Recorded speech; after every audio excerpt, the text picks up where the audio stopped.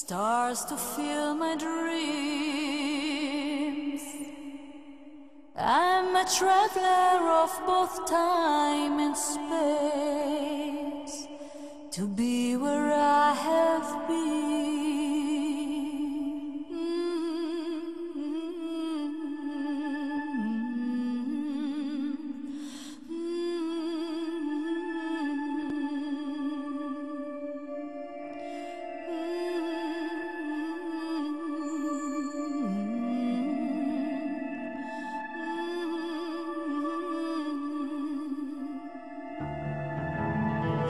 As the dust it blows high in June, when moving through Kashmir, with no provision. In this film I play Veronica, and Veronica is the long-lost love of Balthazar, played by Nicolas Cage. And in this film I play sometimes a double role, Veronica, as I said, and Morgana, because there is a moment in the film where Veronica is possessed by the evil sorceress Morgana, and that's why I wanted to be part of this project. What is the story about? Tell me where your character comes I in. mean, I play an evil queen who casts a spell on herself for immortality, but unfortunately for her, forgets to ask for eternal youth and beauty as well. So you can imagine the shape she's in, which is 500 years old. But in the mirror, she always looks young and beautiful, and through that image, she can make slaves of the men who look at her reflection. I've been always fascinated by the shadow side of life and people, and through my work I have the possibility to explore all that.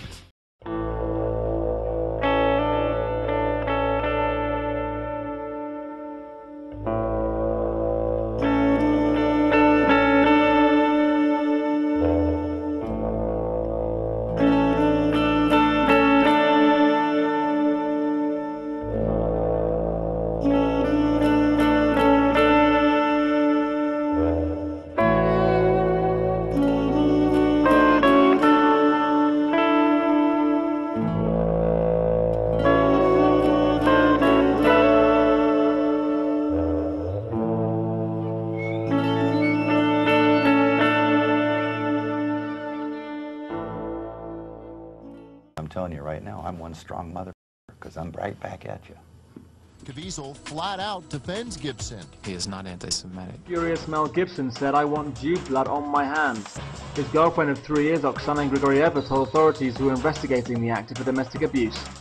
The anti-Semitic slur was allegedly made by Gibson in reference to a high-profile Hollywood figure who is Jewish and who Mel Gibson believed had publicly humiliated him. Grigorieva said the actor told her, "I want Jew blood on my hands," and said he wanted the person taken to the desert, stripped naked and kneecapped, and left in the heat. Like, people are going to welcome you back, and other people are going to be like, he should never come back. Why? Because of what happened before. What happened before? The remarks that were attributed to you. That were attributed to me, Yeah. that I didn't necessarily make. Mm-hmm. Okay, but I gather you have a dog in this fight. Pardon me? You have a dog in this fight, or are you being impartial? I'm trying. You tell me. I'm trying to be impartial, I guess. Okay. Well, I'm back. To the night of July 28th, and what he says may have been in his mind as he drunkenly said Jews are responsible for all the wars in the world.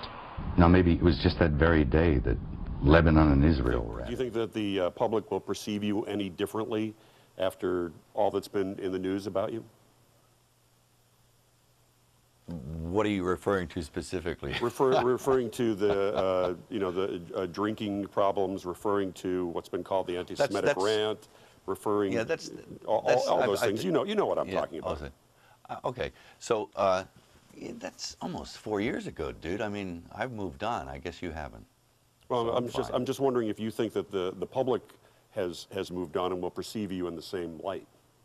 Well, I certainly hope so. You know, it is a while back, and I've done all the necessary mea culpas. So let's move on, dude. Come on. Edge of Darkness opens today. It's good to see you back in the saddle and doing what you do best.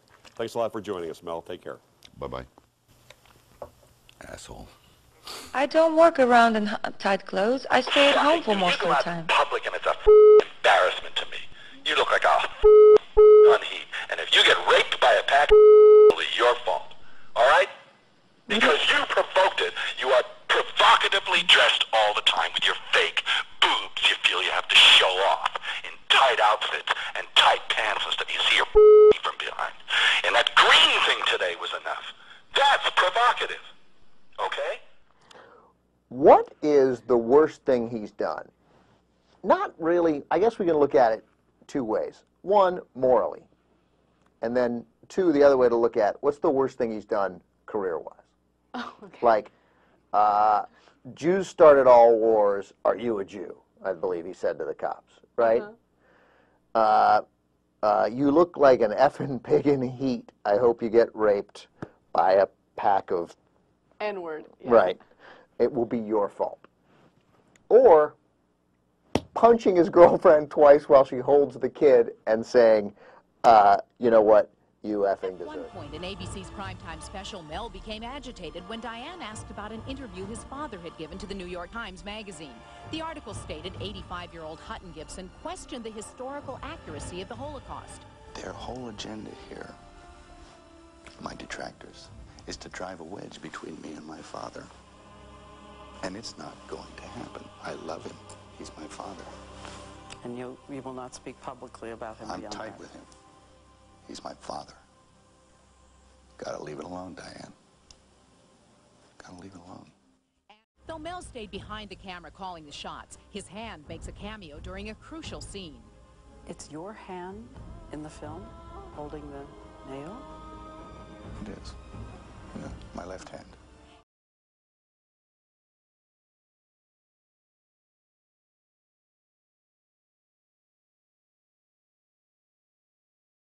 When you're a young fella and you're out there and, you know, there's a lot of people who want to get around you and they all got a bunch of interesting new games to play, you know. And it's the devil knocking at your door, you know. It's like, and of course you think, well, you know, hey, I was a, you know, what are you going to do, not do it? I suppose you could not do it, but I wasn't that kind of person, you know. Were you drinking from the open bottle of tequila in the car? Yeah. I had a couple of slugs, yeah. So how drunk were you? It's not a question of how drunk you are or you're impaired. Your judgment is impaired enough to do insane things like try and drive at high speeds. Even a couple of drinks, you lose all humility. Everything is just, you become a braggart and a blowhard. And yeah, one of the things you said was about owning Malibu. Yeah, oh yeah. Right. Yes, I own this place, as I sat in the back of a police car with my hands cupped. And then, as the officer arrested him, a tirade against Jews. Take me back to that moment as you remember it then. Officer James Mee. Mm-hmm. Did you know him? Did you know he was Jewish? No, I don't think so. Yeah. I don't think so. I found out later. But that's, you know, all Why would you have asked him that? I don't know. It's, you see, it's all... I didn't know if he was or wasn't. I mean, I said horrible things to him. And he was pretty patient. These are the words. Mm-hmm. How horrible does he think they were? I read to him the officer's account of the words he used that night. Expletive Jews. And to Officer Mee, are you a Jew? And the Jews are responsible for all the wars in the world. Mm-hmm. Are those anti-Semitic words? Oh, yeah. Yeah. Absolutely. It was the 17th day of the raging war in Lebanon, and there were a lot of people worrying that the crisis was escalating out of control. Since I was a kid, in the 60s, 70s, 80s, 90s, now in the new millennium, you can read of an ever-escalating kind of conflagration over there in the Middle East. I remember thinking when I was 20, man, that place is going to drag us all into the black hole, you know? Just the difficulty over there. And you start thinking, well, I ever see my grandchildren grow up, you know, what's going to become of the world? Who's going to press the button? And that's fear-related, okay? So, you know, you have your own fears about these things. But there's a difference between saying that place is a tinderbox and the constellation of things happening there could take us all down, and saying the Jews are responsible for all the wars. Well, I did say that. The Jews are responsible. Well, leaders of several Jewish organizations launched a campaign arguing that Gibson had seeded the film with deliberately anti-Semitic images. And they warned that Gibson might be inciting a new wave of hatred, even violence against Jews. He says that never happened. The film came out, it was released, and you could have heard a pin drop, you know. Even the crickets weren't chirping. But the other thing I never heard was one single word of apology. But we ask about those people he thought should apologize to him. Can they now argue they were right about what he is inside? Can you say anti-Semitic things and not be anti-Semitic? Can you say intolerant things and not be an intolerant person? I don't know. I don't know the answer to that question. His family has had to endure it all. And this time, the added horror of watching the news about the bigoted words. Oh, I just went home, and some of my kids were there, and, you know, I talked to them for a little bit, and it was a little rough that morning. So I chased it down with a few cold ones, you know, in the full knowledge. That morning? Oh, yeah. It was kind of unbearable to face. So it was something I thought, well, this is it. This will be the end of it, but I just have to get through this morning, you know. But wait a minute. You talked to your kids while you were slugging down more to get through it? But if it's not in you, is it going to come out? It has to have some kind of place somewhere. And you have to ask, where is it coming from? Where is it coming from? And that is exactly where we will begin tomorrow. So he admits they were bigoted statements. He admits that they were in him. Tomorrow we debate where they came from. I have an alter ego in me called Bjorn. Bjorn? Bjorn. Yes, yes. And who is Bjorn? Bjorn is just the kind of like, you know, pillaging sort of Viking in it. I think he's in you too. You have an S-O-N on the end of your name, right? Yeah, he's way back in the dark ages somewhere. I mean, the sins of the father visited on. I know that something is wrong there, but Bjorn is a, you know, he's an axe murderer.